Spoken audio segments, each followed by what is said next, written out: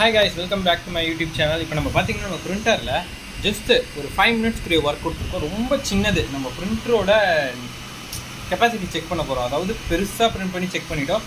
இப்போ நானோ சைஸில் பிரிண்டரை பிரிண்ட் பண்ணால் எப்படி இருக்குன்னு பார்க்க போகிறோம். இப்போ தான் ப்ராடக்ட் பிரிண்ட் ஆகிட்டு இருக்குது. இதோட ஒரு 1 மினிட் வருங்க. 1 மினிட்க்கு வந்துட்டு ஒரு 1 மினிட் வெயிட் பண்ணுங்க guys. எப்படி இருக்குன்றத பார்த்துட்டே போயிடலாமே.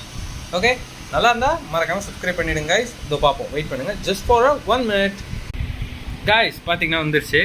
சொட்டுக்கு போடுற நேரத்துக்குள்ளே 1 நிமிஷம் ஓடிடுச்சு. அந்த சப்போர்ட் மெட்டீரியல் இருக்குது, அதை எடுத்துருவோம். டேய், என்னடா இது?